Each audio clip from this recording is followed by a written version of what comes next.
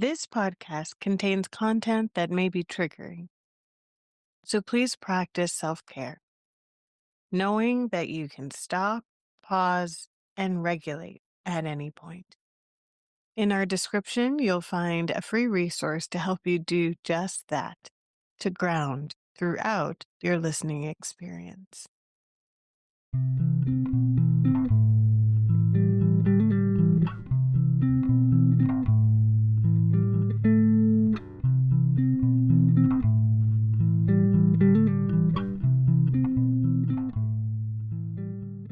I want to welcome Craig Andrade to this episode of Be the Bloom.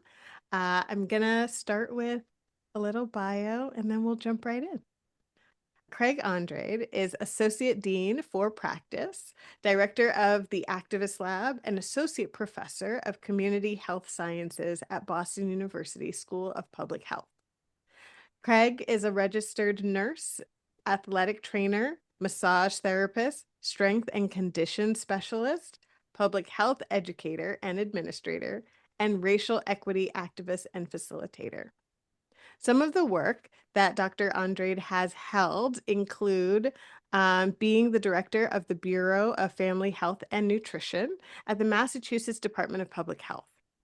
BFHN's programs include early intervention, pregnancy, infancy, and early childhood, children and youth with special health needs, women, infants and children, WIC nutrition program, home visiting, Title V Maternal and Child Health Block Grant, Breastfeeding Initiative, Birth Defects Surveillance, Universal Newborn Hearing Screening Program, the Office of Data Translation and Birth Defects Research and Prevention.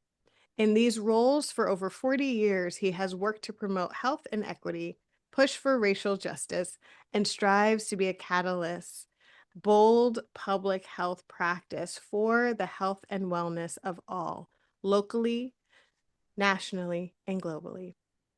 Welcome, Craig, to Be the Bloom. Thank you for joining us. Thank you for inviting me, Ebony. It's great to be here. Oh, so great to have you. I am excited to just hear about the story of how you came to your work because you have a wealth of expertise, a wealth of knowledge, and I'm excited for us to get to jump in and talk about all of these yummy topics together. So, so I'm wondering, can you tell us a little bit about your story and how you came to the work that you do? Mm. So I could start from the beginning. I'm the oldest of four boys to a single mom. We grew up on public assistance and um, the area of Boston called Jamaica Plain, housing projects.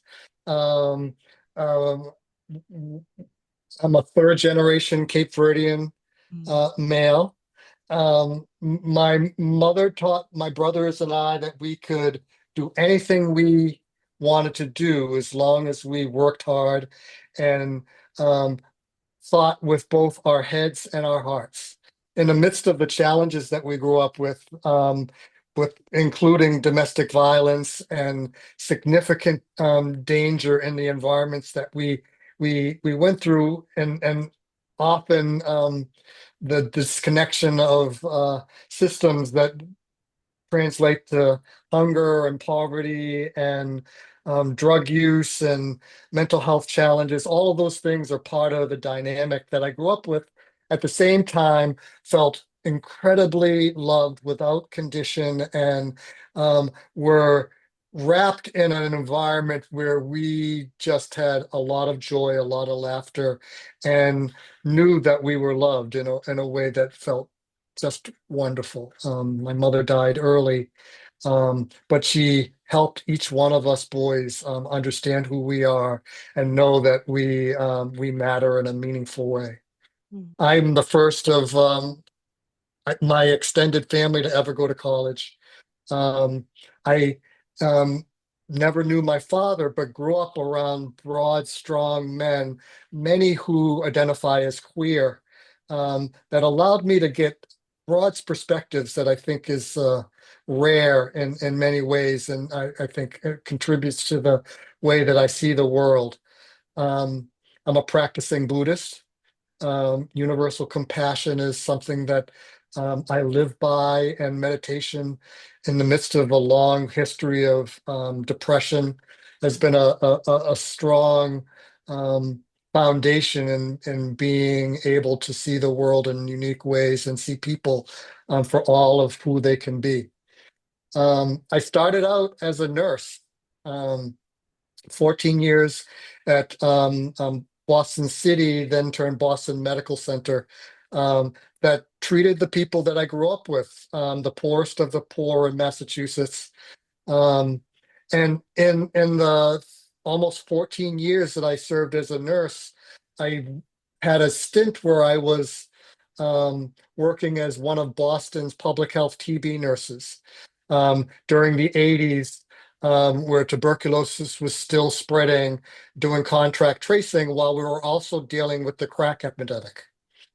And so my beat was broad spectrums of communities in Chinatown, in the housing project areas that I grew up in Jamaica Plain, and also Beacon Hill, where the richest of the rich.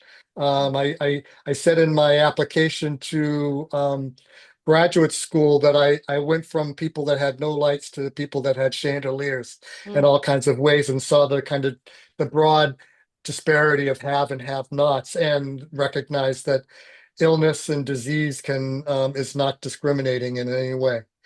Um, so while I was continuing my nursing practice, I discovered Buddhism, and in that also discovered body work, massage. And so while I was working nursing at night, went to this 3-year program of learning how to do massage in a very unique way, that allowed for real holism and a level of a supervision that was really mindful of having clear intentions, and touch being a critical intimate thing, that we needed to do it with clear intentions and with integrity that in a sense bypass the challenges and the negative aspects that can come in body work and all of that. mm, um, I went on as I opened my practice, working nights as a nurse and days as a massage therapist, and went back and I got um, uh, a bachelor's degree in sports medicine, athletic mm, training, integrated that in my practice since I was a distance runner and seeing a lot of athletes. I brought that to my practice, and as I um, really continued to dig into Buddhism and brought meditation into it, there's that element of finding a way to show health promotion that is internal and is driven from and an understanding of our interiority in a nice way. mm, Um, I, as I said, discovered public health in my public health nursing practice, and walked across the street from Boston Medical Center to the School of Public Health at BU School of Public Health, and discovered that I could support the care of a neighborhood, a city, or a country, mm, and got the policy bug in a way that allowed me to see that we could think of how do we change structures in a way that recognize the challenges that this system wasn't built for all of us, particularly those of color, those that identify as queer, those that have English as a second language, or have challenges in their immigration status. mm, That how do we find ways to center those marginalized communities in ways that can allow them to be their best self? And here's where I started my practice around health equity and racial justice, and combining that with advocacy that is a centerpiece in my public health practice. While I was finishing my master's program degree, I left the hospital and became head athletic trainer, nurse manager, and strength and conditioning coach for a prep school called Buckham Brown and Nichols School. Um, a Shishi prep school where I went from treating the poorest of the poor to Mm. those that had the most resources, and still found a way to bring a public health model where students that were still experimenting with drugs and alcohol, finding themselves with unwanted pregnancies, violence, and all those other things that adolescents going through as they're finding themselves, brought this model where students could bring the priorities forward and build systems that help them be the best, help their parents support that in a meaningful way, and build a health promotion and protection system as opposed to an acute care process that only looked at them when they were sick or injured. Yeah. And then I went on to my doctoral program and did the same thing, leaving Buckingham Brown and Nichols School to Wheaton College on the southeastern part of Massachusetts, where you and I met, Hmm. and did exactly the same thing. I was going through the doctoral program, brought everything from the classroom to the campus, built a system where public health was centered, and we had on land, online. Programs around relationships, around the fitness center. We had students certified as EMTs that were managing alcohol and other kinds of things. Partnered with a local maternal and child health program where students could either get abortion, family planning, and all those things. And I was building a practice that discovered all these different elements that would finally, when I got my defended and got my doctoral program, went to the Department of Public Health where I had my practicum and internships in the commissioner's office and did everything that I just described um, in the Department of Public Health, eventually being the only second bureau director of color, where the first commissioner was Paul Revere in 2000 and was it 12. I was the second person of color to lead a bureau. Um, and in that time of nearly 10 years at the Bureau, we were able to bring the Racial Equity Initiative, where we framed all of public health through a racial equity lens, and then shared that with our grantees in the community and with our other agencies in the Health and Human Service Secretariat, so that where we were before not saying race in any of our content, then started talking about white supremacy and anti-blackness and the ways that we want to find ways to make sure that everyone has a chance to be themselves, and that our watchword was racial equity and health equity, in the practice that I continue right now as I serve to create a workforce of public health practitioners that look like our community and allow all the people they serve to feel seen, heard, and valued. Yeah. Ooh, there's there's a lot. And it's so, it warms my heart to hear your journey. Because I heard so many words there, like protect, being seen, being heard, influence, shape. They're all of these pieces that to me says so much about how each part of your journey was informed by the one that came before and informed by family, by community, and also it sounds like by need, by what you saw was needed around you, and then what that next best step might be to improve, to help growth, to help create more equity. Does that, how does that?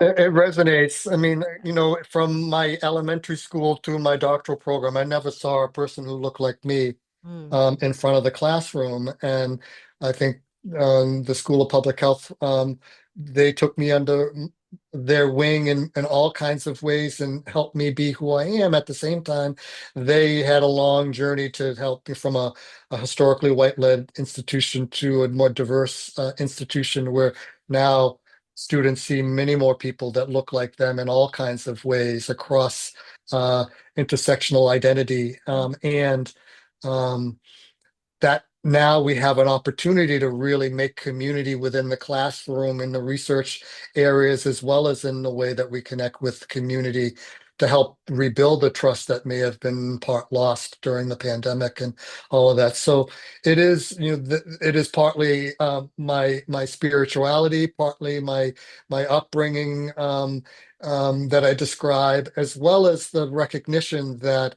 for us to create not just better health, but better living, we have to find ways for everybody to feel seen, heard, and valued, as I say, and that everybody has the opportunity to contribute and to be their best selves.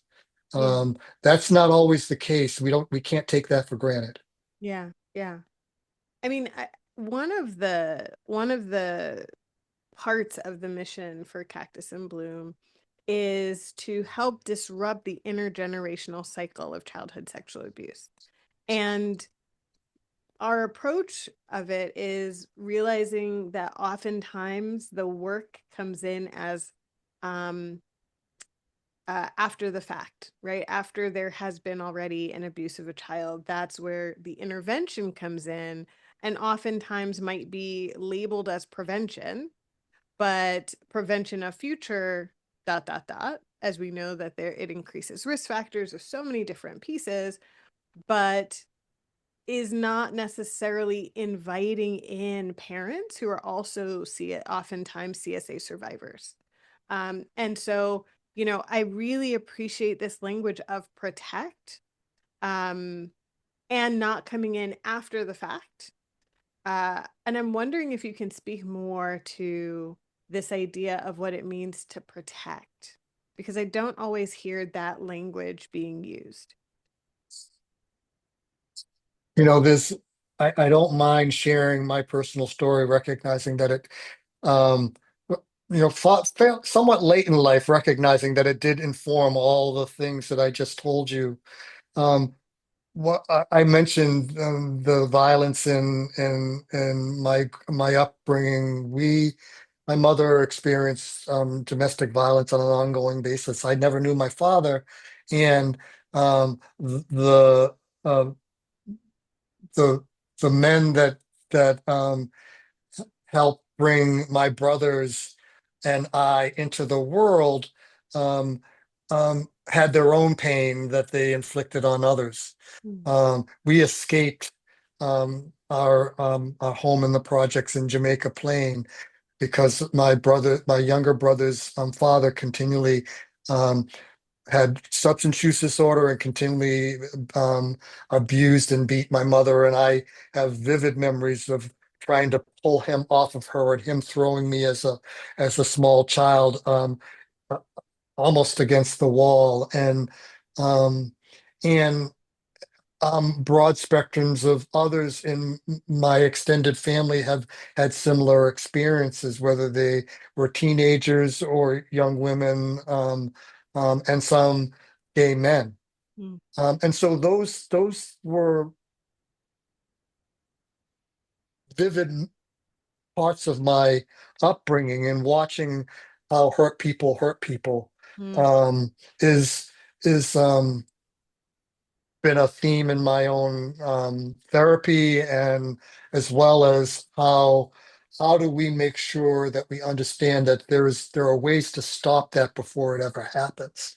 And so as in my education as a nurse, and broad spectrums of other parts of my practice, I took that to heart literally, and put it into practice in a way that made sense for me. It continued from the way that I manage those that supervise me, that I sit down and say, look, there is a power dynamic here.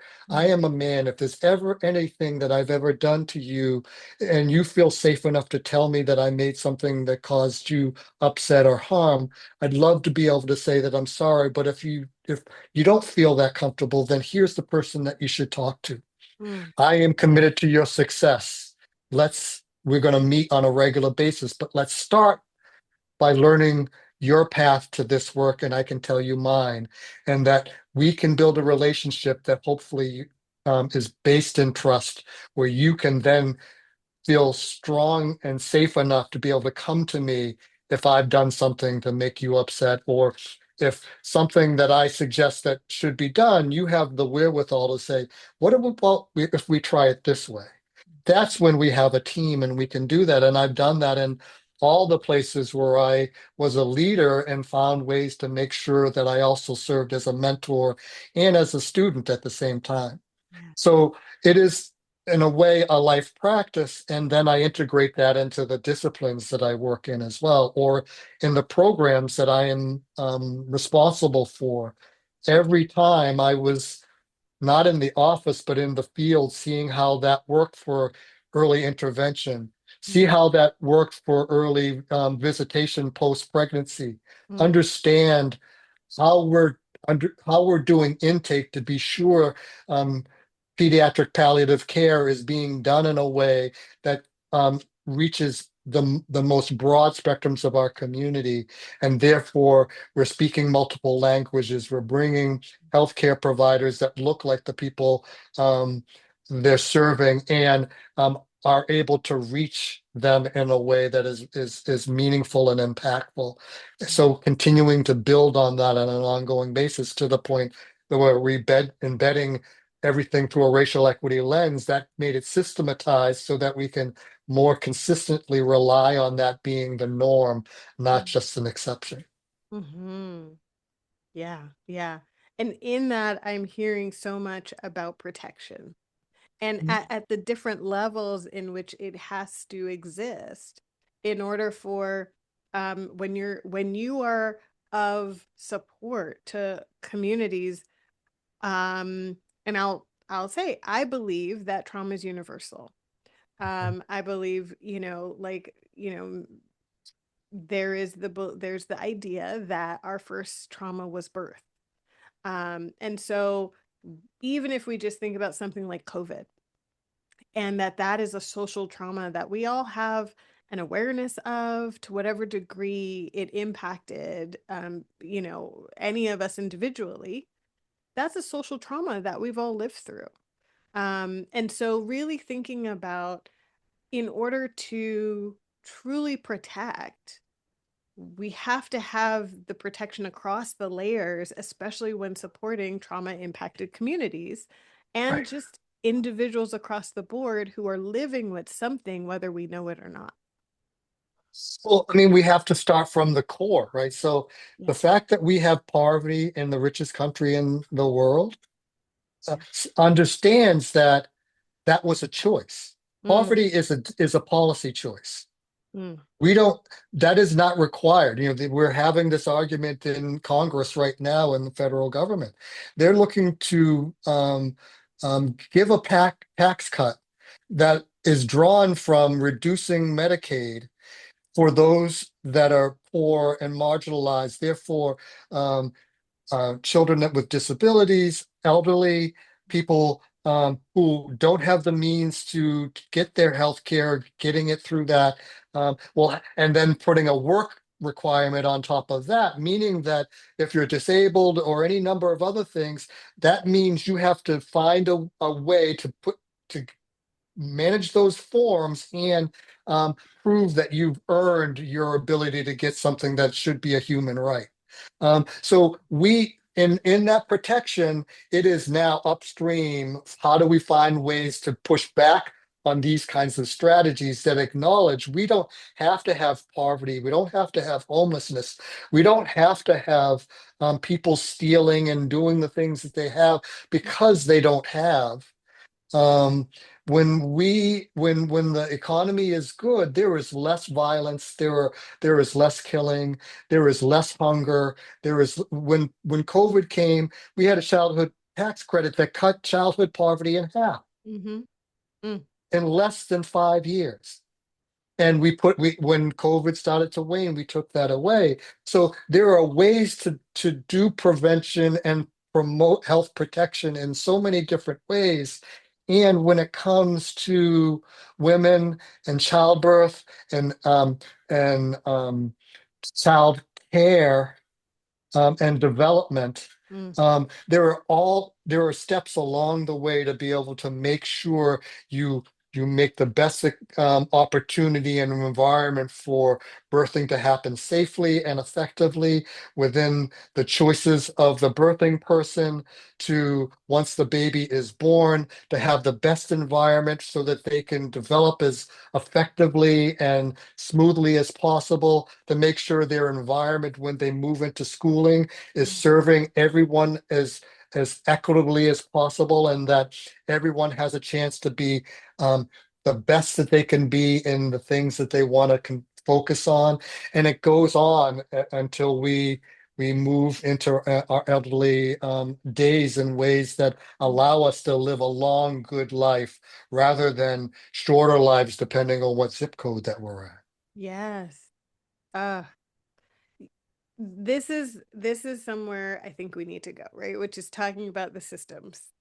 Mm, Because you just laid out the things that need to be there. And, I had an understanding of the way systems work, um, but becoming a parent mm, just enhanced that. And I think about the barriers that exist mm, to um, avoiding violence, avoiding being stuck. And as a parent, from my experience with both of my kids, finding childcare. So when mm. you said childcare, I was like, we need to talk about childcare because the the challenges around finding care and safe care, and not care that is, oh, I just need to put my kid somewhere, right? But like safe care that you get to vet, that you feel you have permission to vet, that you have the finances for, create such a challenge because if you don't have the care, you can't work. And then if you can't work, and especially if you are in a DV or IPV or domestic violence or intimate partner Mhm. violence situation, how do you leave that circumstance without the resources, especially as they are being cut? So I think about the ways that when you say it's a choice, it, it is a policy choice as we're cutting the means for folks or not even creating some of the means for folks to have wellness and holistic wellness in their life. So could you speak a little more to, the system that traps especially parents and, trauma survivors? Yeah. I mean, if we look at our peers in other countries across the world, we our life expectancy is much lower than many of our peers. Mm, Um, m- we have built a system in which it is a marketplace that rewards a certain type of work and a certain amount of work, and has not focused on prevention when it comes to health promotion and health protection. We are about sick care, mm, acute care, and it's not a system, it's a marketplace, and so there's a significant disjointedness to it. mm, Our peer countries in Europe and Scandinavia, other Asian countries have deliberately developed systems of care that include and are much more robust in a health protection and health promotion area, where there's a safety net and an opportunity for everyone to have health care, um, wellness care, child care, and elder care. It's a systemic program. We are just starting to have the conversation around childcare. And in the US, many people are spending as much money, if not more, for childcare than they will spend for college for mm, their children. mm, mm, The cost of healthcare is disabling people from buying their own home, by being able to even consider having children sometimes. mhm, And so that is again, we see differences in choice that make it very difficult. So and there are laboratories in this country where cities and towns and local municipalities are building in a fair wage, making sure that childcare is much more affordable or is part of the workforce or is building opportunities to have cohabitation in ways that build in healthcare, all Mm, different models that are going out there. So um, we're behind and trying to move forward, and it's going to take a whole lot of time. Um, I worry that what we're dealing with right now is going to push us farther back and mean that it takes that much longer. Um, we our disrespect and lack of priority for birthing services um, is unacceptable. Massachusetts, where I'm sitting right now, is known for its robust healthcare. We have near universal insurance, and there across the Commonwealth there are gaps where the coverage is inadequate and the access is inadequate. So, with the means, you can get the best healthcare in the world, but if you don't have the means, you are undercovered and are choosing between food and medication, treatment and house or versus housing. mm, And that is still the case, even in where the access people come from other countries to be treated here in this state. mm. Um, and we are still thinking of it as a business, um, and it is still being presented from a market-based system. And so um, we have a lot of work to do. I am part of what we call a health equity compact that is looking 80 plus um, leaders of color across the Commonwealth that have done the research and promoted a bill called an Act for Equity in All Policy Mm. that is finding ways to universally bring health forward to have metrics that measure the equity of care in maternal and child health and elderly care and on and on and on, and making sure that everyone has the access no matter how they identify what their zip code is. And there are other states that are trying to model a similar thing. Um, so I could go on, but let me pause there and see if you have any particular question.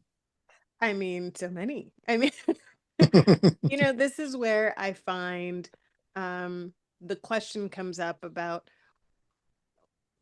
um, the need for providers across the spectrum of what that looks like to add to their sense of like, okay, well, what do I do? Right? There's so much at stake. And yet there's the day to day that tends to sometimes get in the way of seeing the larger picture or seeing um, here's one additional thing I can do to grow, whether it's in my practice or to move this movement, move things forward so that, we're not going all the way back, but we're continuing to fight to move forward.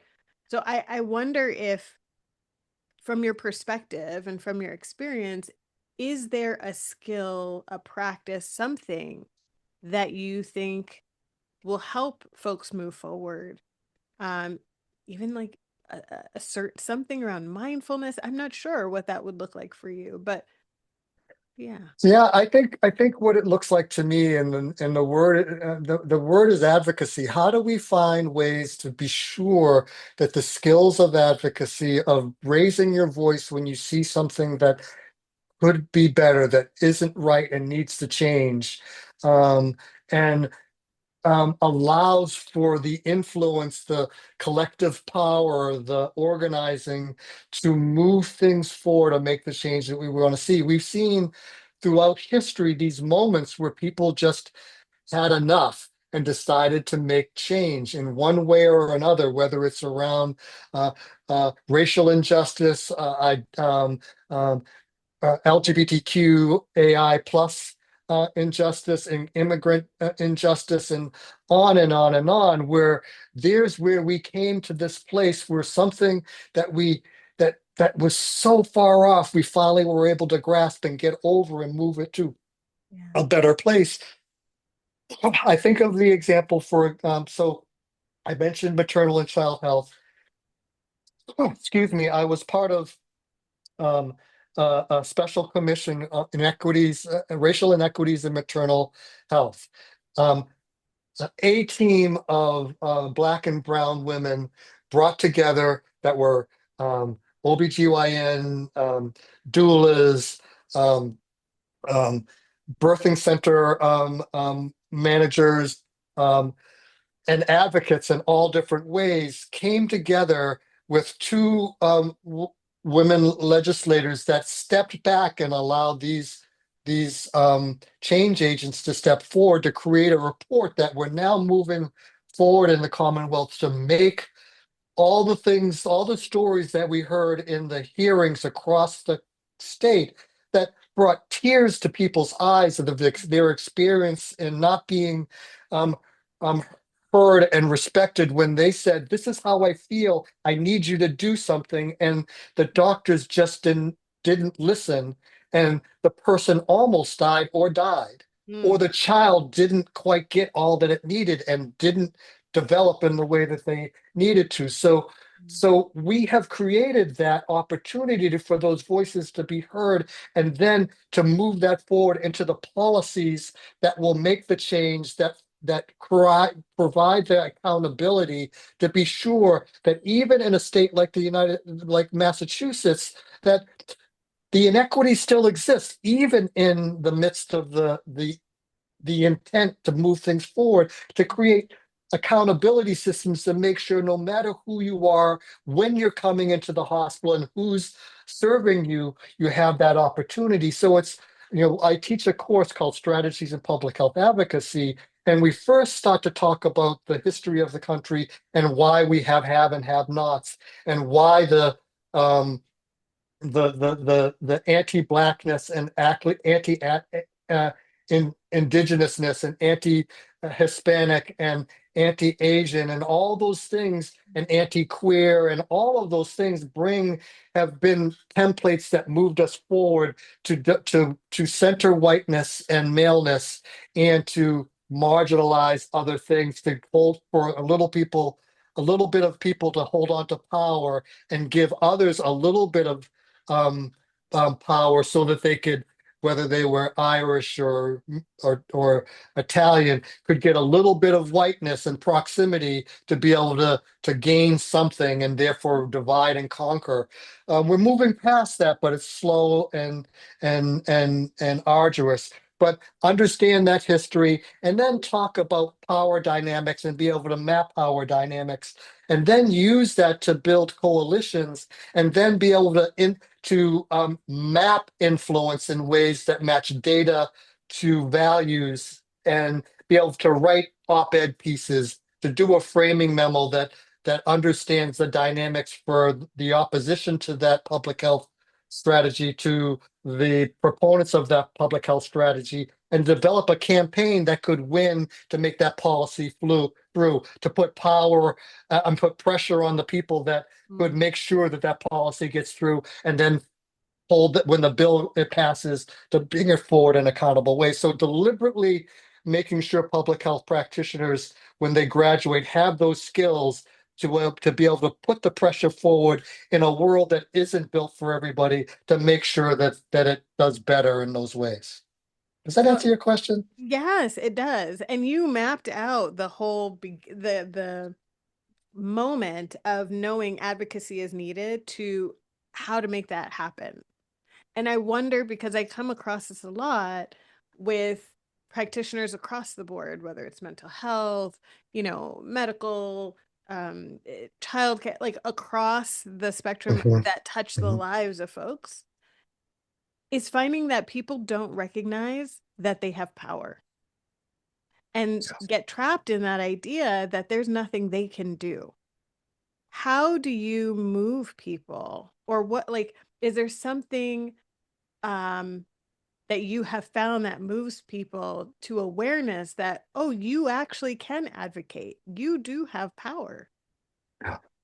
Yeah, again, the history shows us that one small person was able to connect with another and then another and build coalition in all kinds of different ways across Mhm. identities, and there's where that scares people and that they push back, and then the Mm, pushback comes back. Um, I love Brian Stevenson's 4 points to bringing peace. mm, He starts by speaking about the fact that we have to get proximal to people and their problems. We can never do this theoretically. We need to be in community with community and see and feel and know that they know that we understand. We have to be proximal to the people and to the problem. He says, number two, we have to change the narrative. The present narrative in the United States is, as I described, that um, some are in the center and others are marginalized. We can change that narrative when we do that on an ongoing basis. And if we change the narrative, more and more people see that there is the possibility of change, and we've done that over and over again. mm, He says, third, that we need to stay hopeful, that our hearts can be broken when we see the devastation in all kinds of different ways.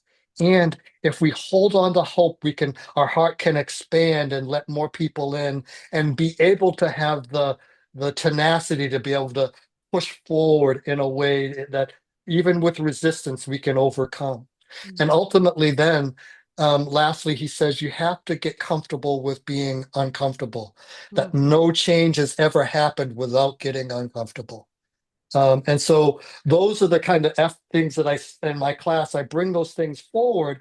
And then every single student has to tell a 3-minute story about why they're here, mm, what their calling might be, and what is it that they feel that they're here for. And that storytelling, allow sharing and being a little vulnerable in front of a group of people that you may not know, allows for the personal to become universal. And slowly but surely, if you share yourself with others, they're willing to join you in a calling to do the things that make the change that we want to see. And then practice those skills over and over again, not in a way that it's mm, a one-off, but they could practice it. I grade it, they have a chance to get it completely right, so they own it, that master's learning. So we do it over and over again so that they can put it forward. And when you learn how to kind of understand the opposition and the proponents, and you learn how to speak and write persuasively, and you share stories that do personal profiles, but also landscapes of the broad opportunity, and you bring shared values in it at the same time with data that amplifies it and helps people understand it in a way that sticks and may resonate with them enough to come on board with that. And when mm, we understand who holds the power and can map it in a way that we understand what would move them to make the change, is a cool please, would you do that? Or is it to the point where we bring the heat and mm, block a street? mm, mm, Um, and once we build a coalition that brings that bill over the line, we hold the accountability and keep building community in a way that's ready to march again when people fall short, mm. and practicing that as a practice on an ongoing basis. Yeah. And the determination to hold folks accountable. That's right. All the other pieces could be in place, but without that, we forget that we are fallible, right? Like, we are Mhm. human. Sometimes we're going to fall short, but we have to have a group, a coalition of folks that actually say, no, this is going to happen. Yeah. And God. within that coalition, we build leaders. because not every leader's got a megaphone, right? There may Yeah. be leaders that churning out the data. There may be other leaders that are in the quiet in the midnight with the light the light on, just writing that message in a way that is going to change someone's heart and be willing to march with you, or willing to sign that petition, or willing to say enough is enough. We need to get childcare. Mm, mm. This, I mean, I often speak to individual wellness informs community wellness, and community wellness informs individual wellness, because it is kind of like this infinity, right? Like we can't have one without the other. I also go to oftentimes thinking about this traditional Kenyan welcome of, how is the children? And Mhm. in in the culture here, a lot of times it's like, how are you? Which is fine and all. But there's something that comes to mind for me when, the question is, how are the children?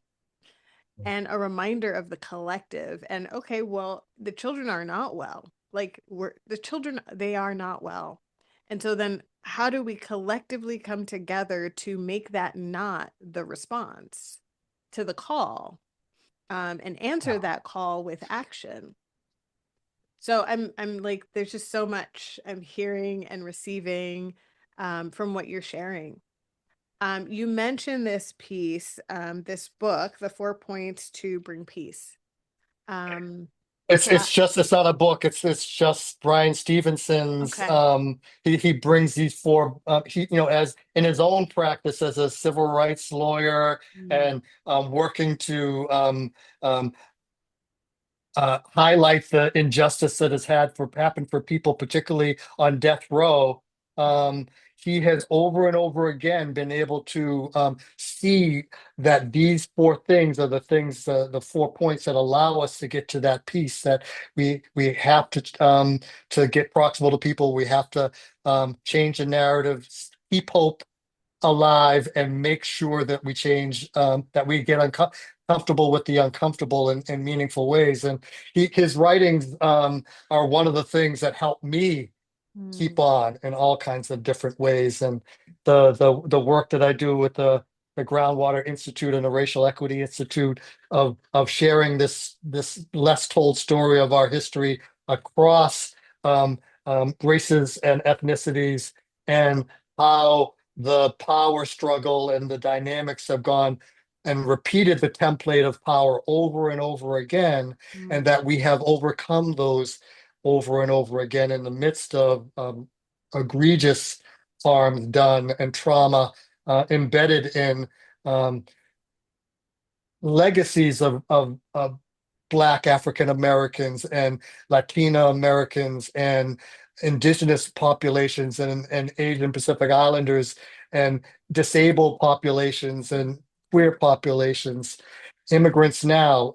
I mean, we have learned so much, and we stand on strong shoulders of those people. And unfortunately, when we don't learn from our history, it repeats itself over and over again. And that's what we're seeing right now. that's right. Yeah. Yeah. And for for the person out there who maybe this is the first time they're hearing any of this, I always find it is essential for folks to understand the way that the system is working in their lives to reduce that self blame, that self shame, that sense that, oh, it's only me. Could you speak a little to the value of understanding systems? And in addition to this piece that you mentioned, which I want to make sure to link folks to, Mm, is there anything else, any other book, article, training, whatever you think might help them yeah. have a deeper perspective of their life in the context of the system? Yeah. The, the, the, the immediate challenges is that there are varying degree of oppression, racism, homophobia, and on. And we tend to focus on the interpersonal areas. The media focuses on those bad apples that are just, if we just got rid of these bad apples, this would be. everything would be fine. The Racial Equity Institute and Groundwater Institute talks about if we could take all the biased people and shoot them to the moon, we would still have the inequities in healthcare, education, the incarceral system, and on and on and on. These systems are the place where they're so pervasive. The groundwater, if we think of the groundwater is just so poisoned by how it looks in all those different lake systems and this allegory of groundwater and lakes, and that we're often just treating fish. And in any one lake, half the fish are belly up because the toxic groundwater, the toxic lake water is just filled with toxic racism, and it's only affecting a certain population. We could drain the water, and since it's in the banking lake, the education lake, the criminal justice lake, the healthcare lake, it's going to show up in every way, and we're calling it different names. But if we see it as a pervasive system, we can understand that it's all racism, it's all a racial arrangement, it's all power dynamics that are meant to divide and conquer, and keep some down and allow privilege and power for others.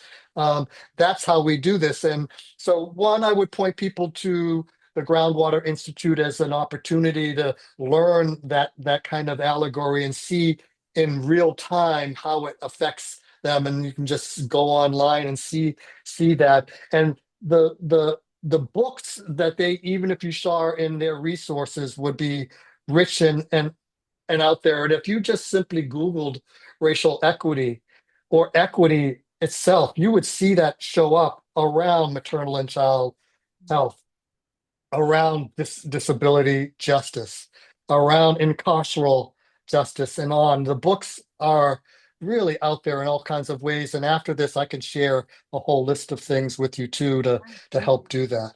Yeah. Yeah. And I would, I want to make sure to link folks to resources. So Yeah. that this might be the start of them exploring further, especially when I think about survivors of trauma across the board. But when I think about, folks who've experienced childhood sexual abuse or sexual violence in adulthood, mixed with DV, IPV, with, just all the nuances of Yeah. intersectionality, thinking about the ways the system lies to them, that it is them. And Yeah. so how to displace that and how to move that untruth from your life, from your body, and to reshape what you see so you can see yourself differently. That can be so powerful for the self, but also for the next generations, for that child's child. And so any resources you have that help to do that, I think will be so powerful. Yeah, I mean, authors like Ibram Kendi, Mm. um, Mm. and on, just again, they're out there, and I can't get enough of them. I have 4 books on my bedside table on an ongoing basis, and Mm.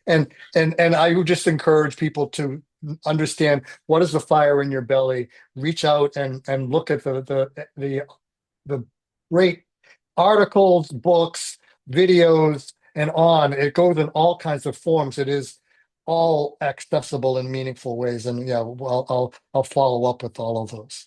Thank you. Thank you. Yeah. I'm wondering a few more things. One is, what is something that you want to make sure that survivors know who might be listening to this? Um, Yeah. yeah. One, that you're not alone. And we can't say that out loud enough. Mm. Um, the the systems around us tend to really push us into thinking about us as individuals. Um, and as we've said in this conversation, the systems have been baked in, so they're almost invisible. We don't see them, but they're acting in the ways that show outcomes that are negative for those that have been marginalized and have been in the midst of the harm that you describe. that knowing you're not alone and you're not the only one experiencing what you're experiencing is critical. And knowing that by saying that you're hurting, the saying that you've been harmed is not a weakness. It is uh, by asking for help, it can be a very new beginning. And that's no, my own experience is how hard that is can't be described. And if you understand that this isn't anything other than the possible next beginning, by raising your hand and somehow trusting someone, finding someone that can hear you, that you can feel is there for you, by saying, this is how I'm feeling, is a way to find that support. That, and I recognize that it is hard to find a good clinician. Mm. Um, Not everyone sees the challenges that happen when um, someone is oppressing you individually, it's stopping you from your own agency, trying to keep you in a certain place and disallow you from doing those things. But some kind of opportunity to recognize that um, there is a way out. Mm. And I wish I could articulate this in a better way, but as I think of my mother, and she she saw us and the fear that we had. She saw the hurt that she was feeling, and she had enough. Mm. Thank goodness she had enough before it was too much. Mm. And that she called a friend that allowed us to sleep overnight. Mm. We've been homeless for and slipping on couches for all these different times, and finally made it to a place where we were able to tap into the system around welfare and public assistance and Mm. housing in the early 70s and 80s.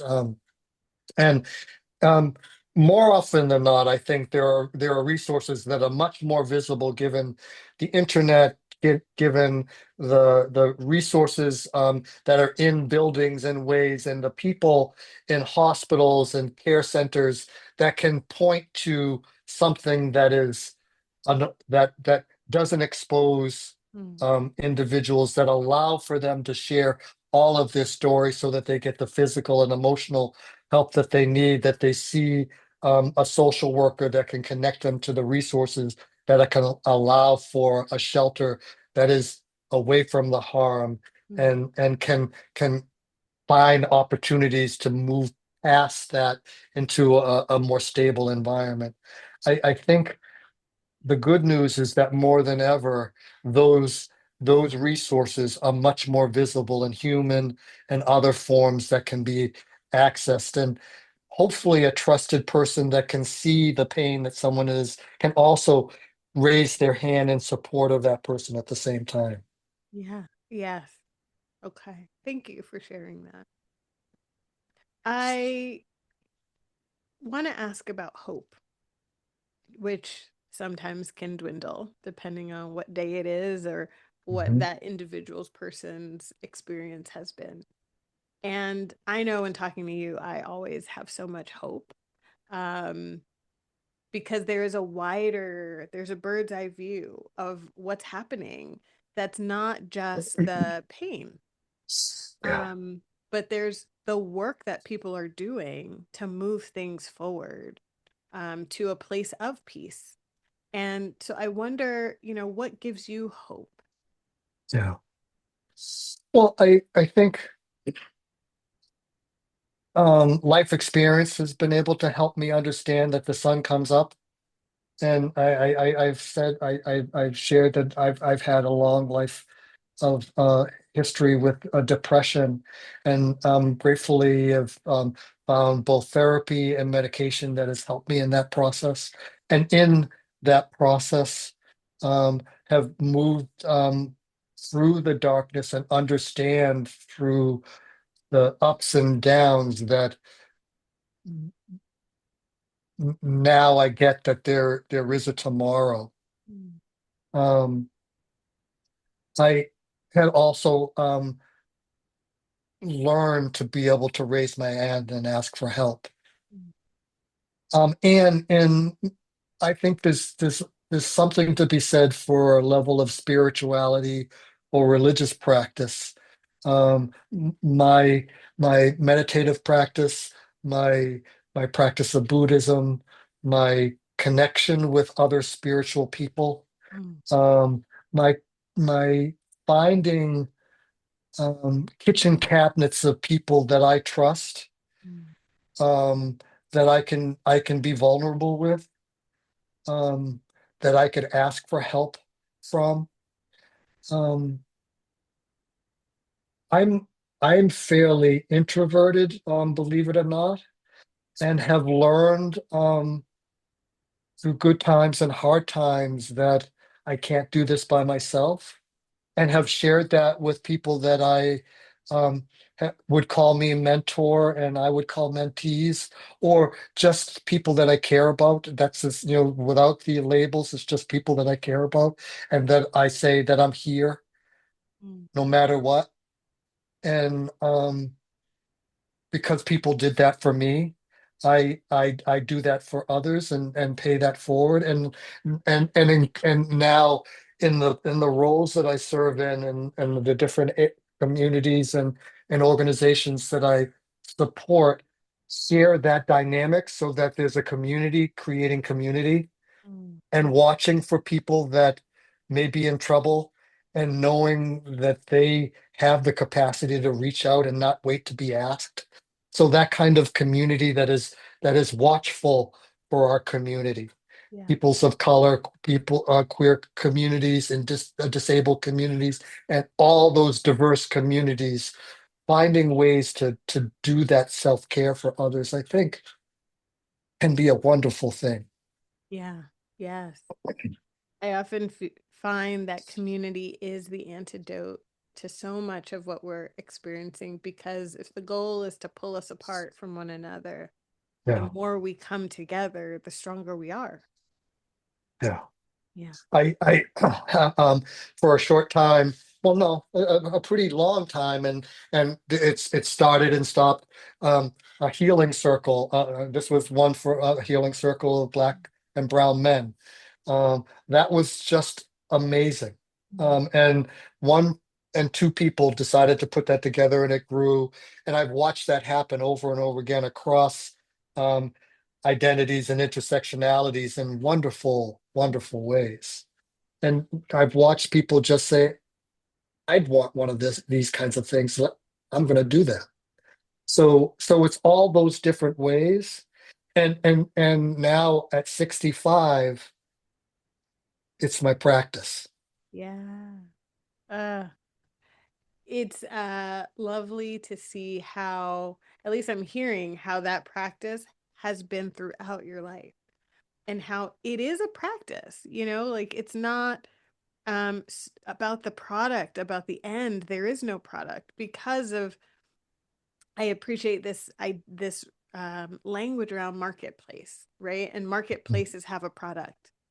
Whereas this is so much about process. This is about practice.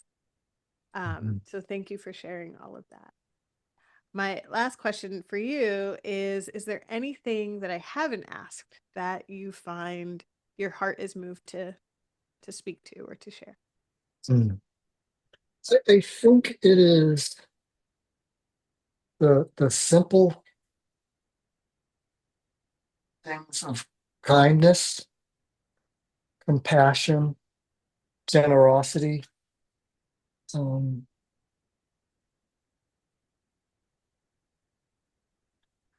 and so that hope that can be contagious.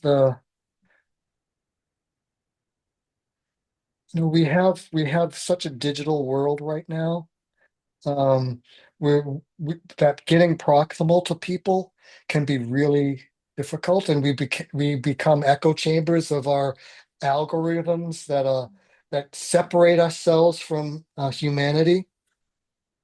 Um, going for a walk and smiling at someone as you walk by someone can do a whole lot of good. Um, whether you have money or not, seeing someone in a doorway with a cup by their side and asking for help, um, stopping and speaking to that person if it feels safe to do so in a way that not only gives to that person, but you feel a whole much better after you do that. Um, those little practices, whether it's with the people that are in your living space or the stranger on the street, can really, that small thing can make the world just a little bit better. It sounds corny, but it is, I've proved it's proven itself to be true on an ongoing basis. Yeah. I think and see the faces of people that have experienced violence, um, sexual and otherwise, that have been traumatized in all kinds of ways. And um, the the in the midst of my mother's trauma, the enormous heart that she had and how she shared it with not just her four boys, but everyone in the neighborhood. Mm, We were a hostel for a broad spectrum of people because my mother's heart was just enormous. mm, And what she did rippled through me and my other three brothers and is rippling right now as we're talking. And as I think of my brothers and the things that they're doing and their friend circles and their other circles and the communities that we've created to a degree in a way across the planet. And and knowing you, Ebony, and the things that you're doing, not, I mean, with this podcast, but all the things that you do um, and are representing in this podcast, I mean, that's where I get hope. And the answer to the question that you asked earlier, and the young people that I'm with in the school and the communities that I do work with around racial equity, I finished those workshops, those conversations, that class, that one-on-one mentoring session, mm, and I'm like, the world's going to be okay because I see the evidence right before my eyes. mm, mm. There's evidence. Yeah. I forget that sometimes. The challenge with this digital age is that it's so ubiquitous. Unless you step away from it and go out into the world and see that smiling face, recognize the giggle of a little child, Mm, a baby squeal, a little puppy or kitten, or a friendly woman's wrinkled face that just shows so much wisdom mm, and and grace. Um, there's so much of it out there, but we're getting it's getting blocked by the screen light. mm, Um, I mean that sincerely. I see it every day. I mm, have those moments where I get frustrated and yell at the newspaper and any number of other things, but more often than not, the and getting to that proximity, you see the hope, you see the change possibility, you see the narrative switching, and I can exhale with a level of goodness that says we're going to be okay. mhm. Okay. I think I'm gonna take that as my mantra for the rest of the week. For the weekend. It's a long weekend, right? Of breathing in this awareness, this truth that there is evidence that we're going to be okay. And breathing out the anxiety, the stress, the worry that all is lost because it's not. Mhm. Mhm.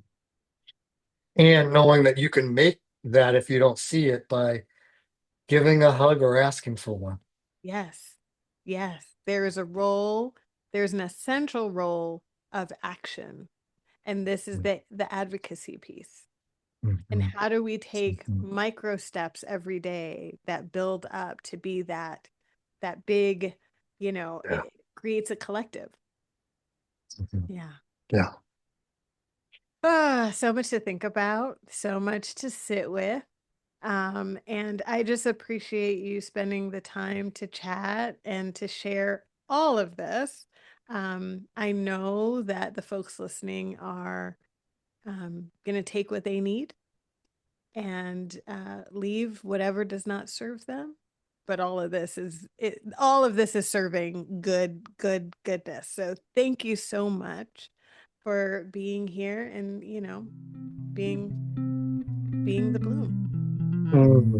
Ebony, I feel filled up and nurtured. Thank you for this conversation. I'm very grateful.